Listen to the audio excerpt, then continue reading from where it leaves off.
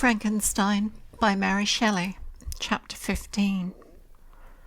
Such was the history of my beloved cottagers. It impressed me deeply. I learned, from the views of social life which it developed, to admire their virtues and to deprecate the vices of mankind. As yet I looked upon crime as a distant evil. Benevolence and generosity were ever present before me, inciting within me a desire to become an actor in the busy scene where so many admirable qualities were called forth and displayed. But in giving an account of the progress of my intellect, I must not omit a circumstance which occurred in the beginning of the month of August of the same year.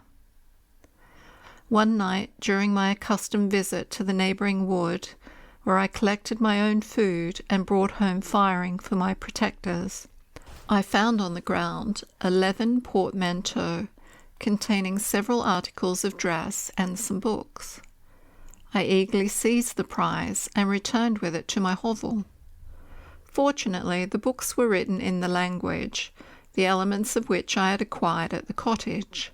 They consisted of Paradise Lost, a volume of Plutarch's Lives, and the Sorrows of Werther. The possession of these treasures gave me extreme delight. I now continually studied and exercised my mind upon these histories, while my friends were employed in their ordinary occupations.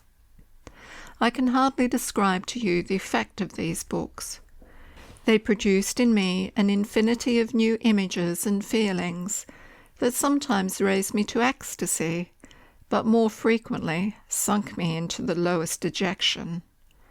In the Sorrows of Werther, besides the interest of its simple and affecting story, so many opinions are canvassed and so many lights thrown upon what had hitherto been to me obscure subjects that I found in it a never-ending source of speculation and astonishment.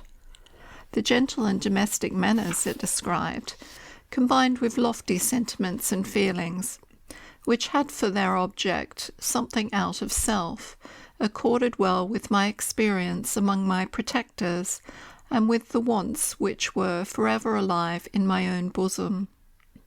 But I thought Werther himself a more divine being than I had ever beheld or imagined. His character contained no pretension, but it sank deep. The disquisitions upon death and suicide were calculated to fill me with wonder. I did not pretend to enter into the merits of the case, yet I inclined towards the opinions of the hero, whose extinction I wept, without precisely understanding it. As I read, however, I applied much personally to my own feelings and condition. I found myself similar, yet at the same time strangely unlike, to the beings concerning whom I read, and to whose conversation I was a listener. I sympathized with and partly understood them, but I was unformed in mind. I was dependent on none and related to none. The path of my departure was free, and there was none to lament my annihilation. My person was hideous and my stature gigantic. What did this mean? Who was I? What was I? Whence did I come? What was my destination? These questions continually recurred, but I was unable to solve them. The volume of Plutarch's Lives which I possessed contained the histories of the first founders of the ancient republics. This book had a far different effect upon me from the Sorrows of Werther. I learned from Werther's imaginations despondency and gloom, but Plutarch taught me high thoughts. He elevated me above the wretched sphere of my own reflections, to admire and love the heroes of past ages. Many things I read surpassed my understanding and experience. I had a very confused knowledge of kingdoms, wide extents of country, mighty rivers, and boundless seas, but I was perfectly unacquainted with towns and large assemblages of men. The cottage of my protectors had been the only school in which I had studied human nature, But this book developed new and mightier scenes of action. I read of men concerned in public affairs, governing, or massacring their species. I felt the greatest ardour for virtue rise within me, and abhorrence for vice, as far as I understood the signification of these terms, relative as they were, as I applied them, to pleasure and pain alone. Induced by these feelings, I was of course led to admire peaceable lawgivers, Numa, Solemn, and Lycurgus, in preference to Romulus and Theseus. The patriarchal lives of my protectors caused these impressions to take a firm hold on my mind. Perhaps, if my first introduction to humanity had been made by a young soldier, burning for glory and slaughter, I should have been imbued with different sensations. But Paradise Lost excited different and far deeper emotions. I read it, as I had read the other volumes, which had fallen into my hands, as a true history. It moved every feeling of wonder and awe that the picture of an omnipotent God warring with his creatures was capable of exciting. I often referred the several situations, as their similarities struck me, to my own. Like Adam, I was apparently united by no link to any other being in existence, but his state was far different from mine in every other respect. He had come forth from the hands of God a perfect creature, happy and prosperous, guarded by the especial care of his Creator. He was allowed to converse with and acquire knowledge from beings of a superior nature, but I was wretched, helpless, and alone. Many times I considered Satan as the fitter emblem of my condition, for often, like him, when I viewed the bliss of my protectors, the bitter gall of envy rose within me. Another circumstance strengthened and confirmed these feelings. Soon after my arrival in the hovel, I discovered some papers in the pocket of the dress which I had taken from your laboratory. At first I had neglected them, but now that I was able to decipher the characters in which they were written, I began to study them with diligence. It was your journal of the 4 months that preceded my creation. You minutely described in these papers every step you took in the progress of your work. This history was mingled with accounts of domestic occurrences. You doubtless recollect these papers. Here they are. Everything is related in them which bears reference to my accursed origin. The whole detail of that series of disgusting circumstances which produced it is set in view. The minutest description of my odious and loathsome person is given, in language which painted your own horrors and rendered mine indelible. I sickened as I read. Hateful day when I received life.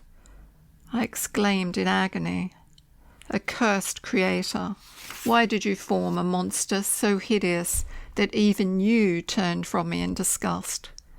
God, in pity, made man beautiful and alluring after his own image, but my form is a filthy type of yours, more horrid even from the very resemblance. Satan had his companions, fellow devils, to admire and encourage him, but I am solitary and abhorred. These were the reflections of my hours of despondency and solitude. But when I contemplated the virtues of the cottagers, their amiable and benevolent dispositions, I persuaded myself that when they should become acquainted with my admiration of their virtues, they would compassionate me and overlook my personal deformity. Could they turn from their door one, however monstrous, who solicited their compassion and friendship? I resolved at least not to despair, but in every way to fit myself for an interview with them, which would decide my fate. I postponed this attempt for some months longer, for the importance attached to its success inspired me with a dread lest I should fail. Besides, I found that my understanding improved so much with every day's experience that I was unwilling to commence this undertaking until a few more months should have added to my sagacity. Several changes in the meantime took place in the cottage. The presence of Safie diffused happiness among its inhabitants, and I also found that a greater degree of plenty reigned there. Felix and Agatha spent more time in amusement and conversation, and were assisted in their labours by servants. They did not appear rich, but they were contented and happy. Their feelings were serene and peaceful, while mine became every day more tumultuous. Increase of knowledge only discovered to me more clearly what a wretched outcast I was. I cherished hope, it is true, but it vanished when I beheld my person reflected in water, or my shadow in the moonshine, even as that frail image and that inconstant shade. I endeavoured to crush these fears and to fortify myself for the trial which in a few months I resolved to undergo. And sometimes I allowed my thoughts, unchecked by reason, to ramble in the fields of paradise, and dared to fancy amiable and lovely creatures sympathizing with my feelings and cheering my gloom. Their angelic countenances breathed smiles of consolation. But it was all a dream. No Eve soothed my sorrows nor shared my thoughts. I was alone. I remembered Adam's supplication to his Creator. But where was mine? He had abandoned me, and in the bitterness of my heart I cursed him. Autumn passed thus. I saw with surprise and grief the leaves decay and fall, and nature again assumed the barren and bleak appearance it had worn when I first beheld the woods and the lovely moon. Yet I did not heed the bleakness of the weather. I was better fitted by my conformation for the endurance of cold than heat, but my chief delights were the sight of the flowers, the birds, and all the gay apparel of summer. When those deserted me, I turned with more attention towards the cottagers. Their happiness was not decreased by the absence of summer.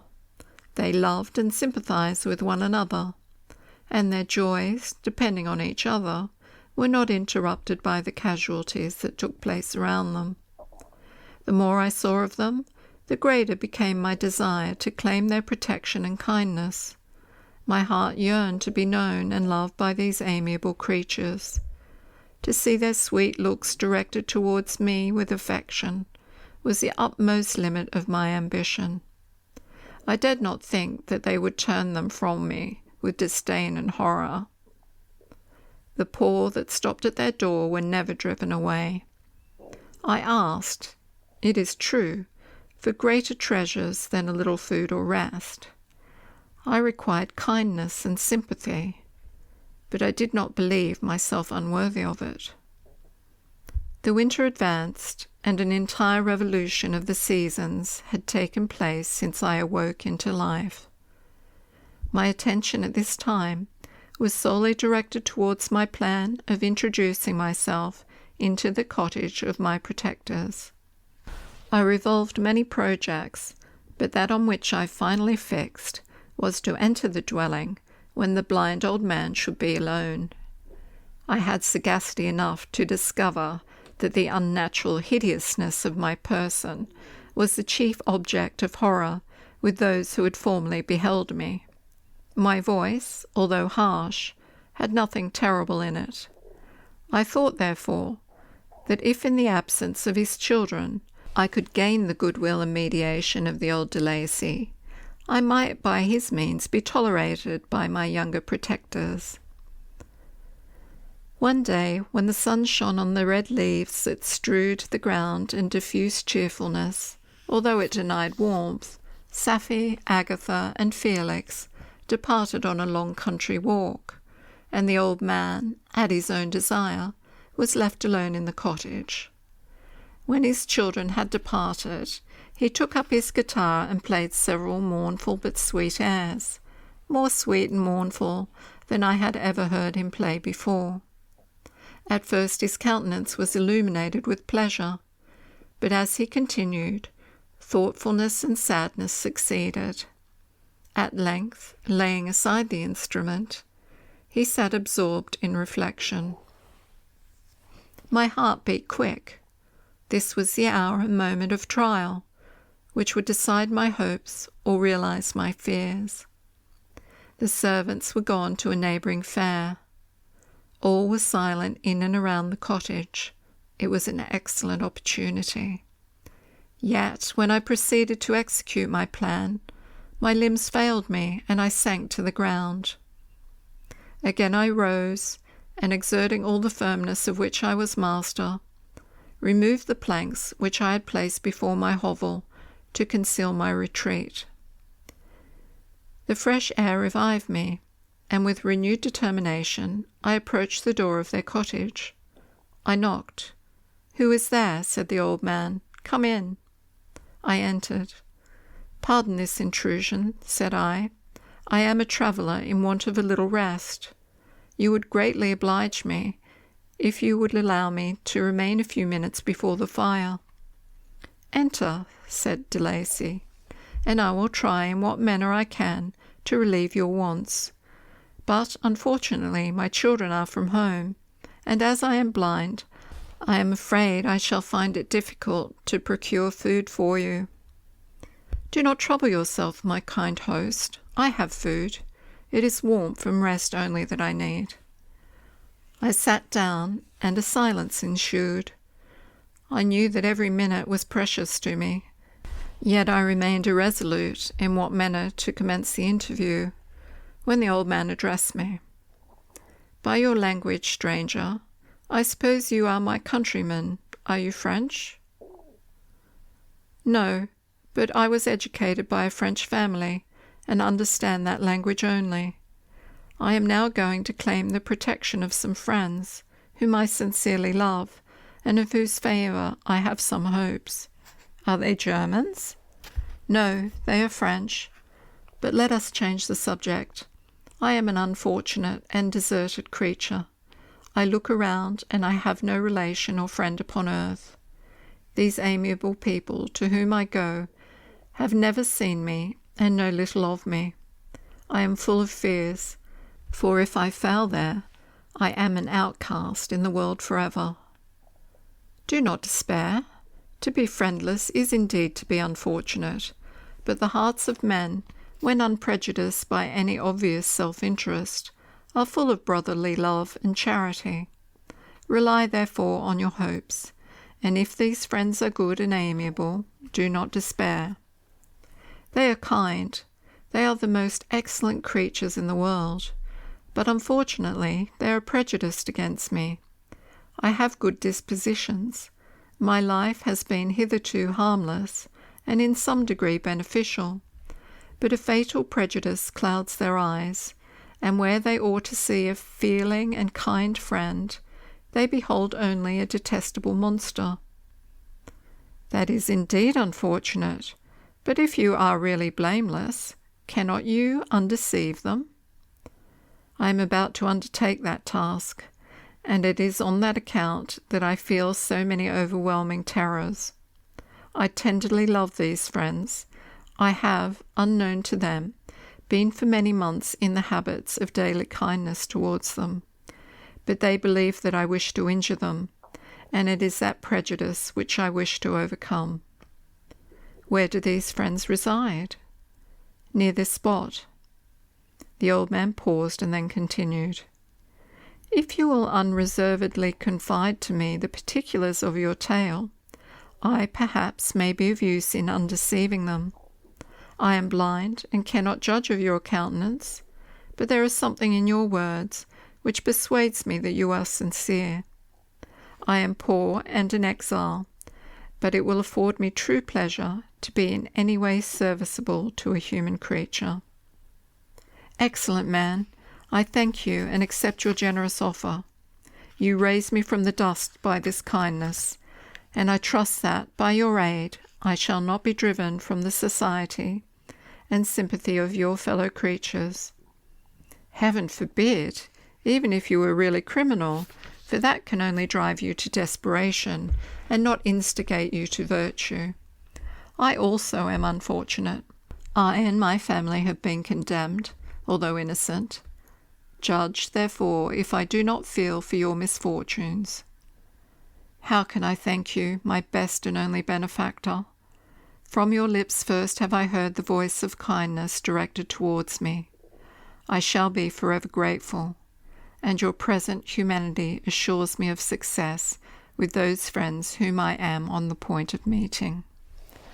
May I know the names and residence of those friends? I paused. This, I thought, was the moment of decision, which was to rob me of, or bestow happiness on me forever. I struggled vainly for firmness sufficient to answer him, but the effort destroyed all my remaining strength. I sank on the chair and sobbed aloud. At that moment I heard the steps of my younger protectors. I had not a moment to lose, but seizing the hand of the old man, I cried, "Now is the time. Save and protect me. You and your family are the friends whom I seek. Do not desert me in the hour of trial." "Great God!" exclaimed the old man. "Who are you?" At that instant the cottage door was opened, and Felix, Safie, and Agatha entered. Who can describe their horror and consternation on beholding me? Agatha fainted, and Safie, unable to attend to her friend, rushed out of the cottage. Felix darted forward, and with supernatural force tore me from his father, to whose knees I clung. In a transport of fury, he dashed me to the ground and struck me violently with a stick. I could have torn him limb from limb, as the lion rends the antelope, but my heart sank within me, as with bitter sickness, and I refrained. I saw him on the point of repeating his blow, when, overcome by pain and anguish, I quitted the cottage, and in the general tumult escaped unperceived to my hovel.